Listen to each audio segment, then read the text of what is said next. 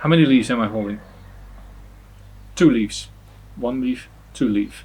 And this 1 leaf has 1, 2, 3, 4, 5, 6, 7, 8 leaflets. Don't think that there will ever be a branch growing from any of these leaflets. This is just a leaf.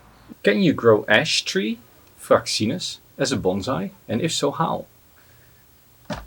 This is an ash tree, Fraxinus excelsior, and it was field grown, planted very, very deep, and over the years it has created a nice root base, a few good branches. It has been pruned back considerably, and now it has been plopped in a pot in spring and has just been sitting in my garden ever since.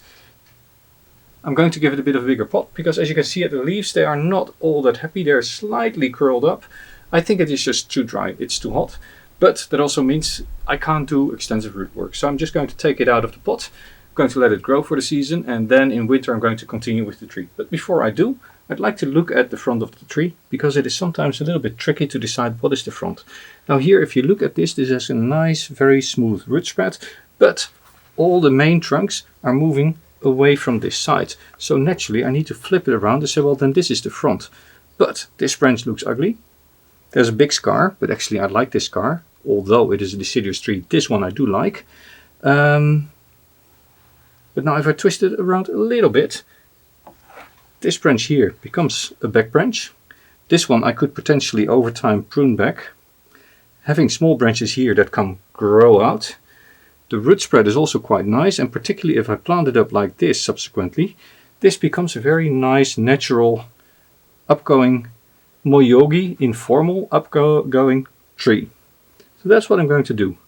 So before I replant, I'm first going to reduce this a little bit. I'm not going to cut it off completely because I don't want this to die off, but I can remove a bit of it. Off with his head, he said. She said, I think. Wasn't it? Alice in Wonderland? There it goes.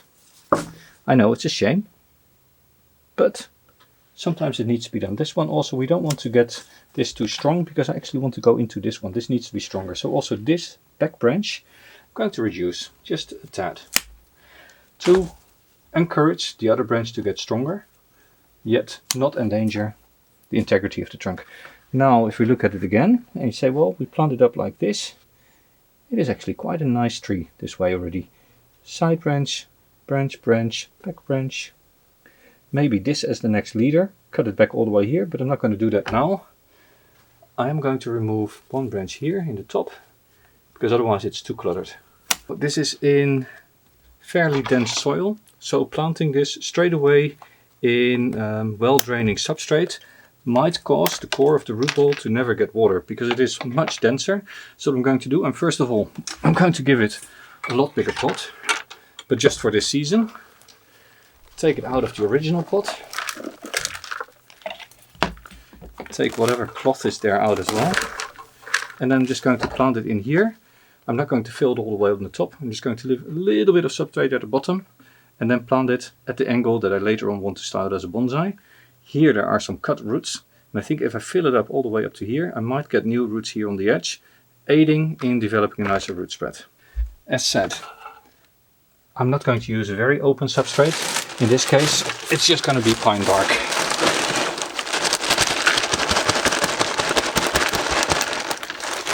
It drains well, but it's highly organic, holds quite a bit of moisture. I think that's exactly what this Fraxinus will need to get settled in properly. Take this, get the angle right, just like that. Squeeze it in.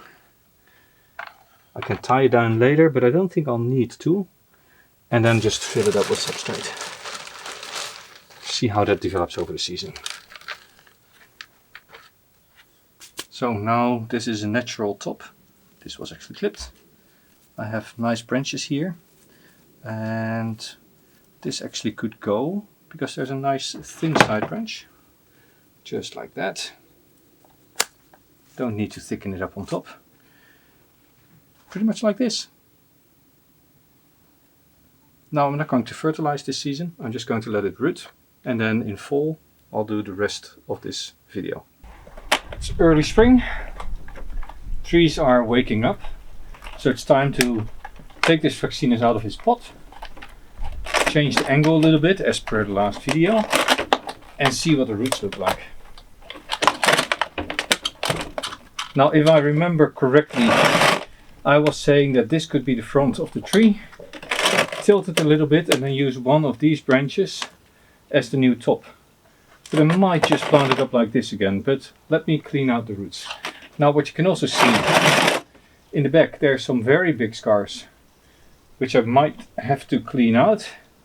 But I think I'm just going to plant it up, prune these two away over the course of summer, and then maybe later this year I'll clean up all these scars, but first get it in a good substrate, get it rooted in, because right now it is all very, very organic and wet.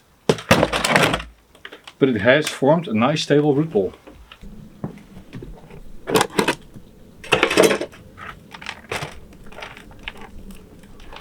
Very, very wet.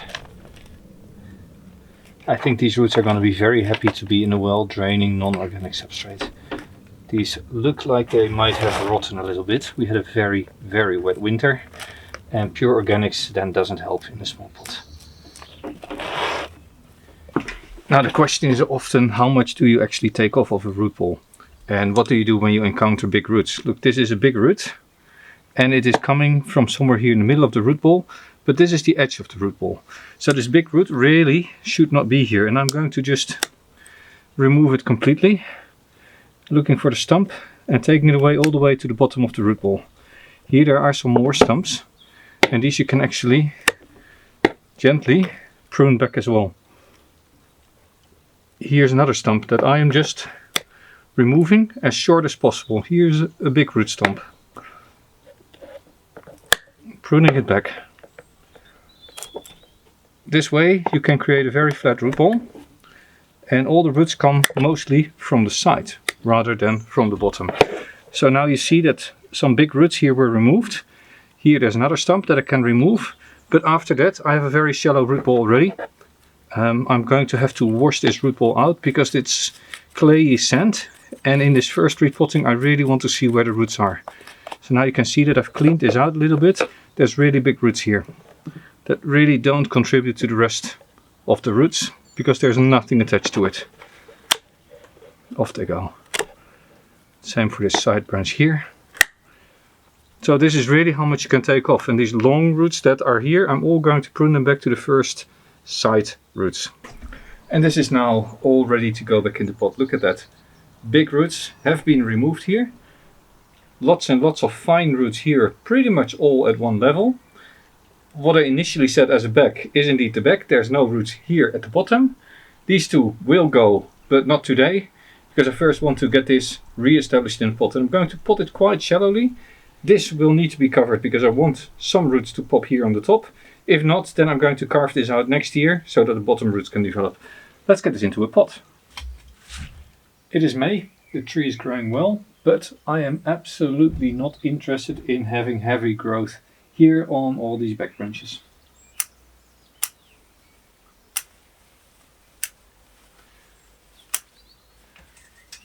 Problem solved. Removing the growing tips also from the weaker ones will make sure that they don't start sprouting immediately. And here on top I'm actually also removing part of the compound leaf. Compound leaf? Yes.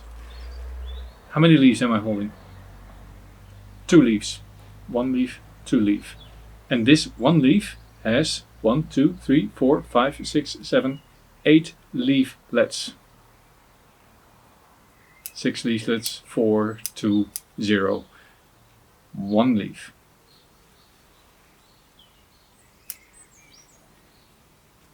Still, I can remove parts of the leaf, but don't think that there will ever be a branch growing from any of these leaflets. This is just a leaf. It doesn't have buds to grow branches.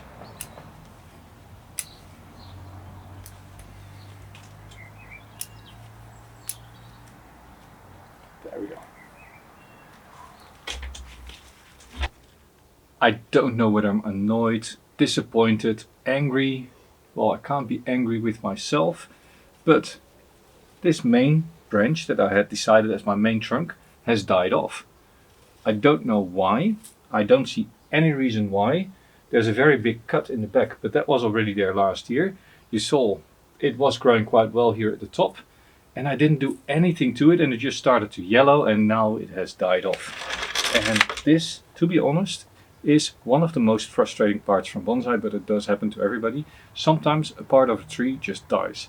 Probably when I open this up, I will find a borer, or a part of the roots here have died off. It might be that we had a heat wave and that one side of the pot got really hot and then a root died. It was of course repotted this year and I did a lot of root work on it. Could have been it, but it remains frustrating.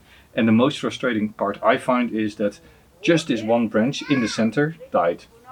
The rest just stayed alive.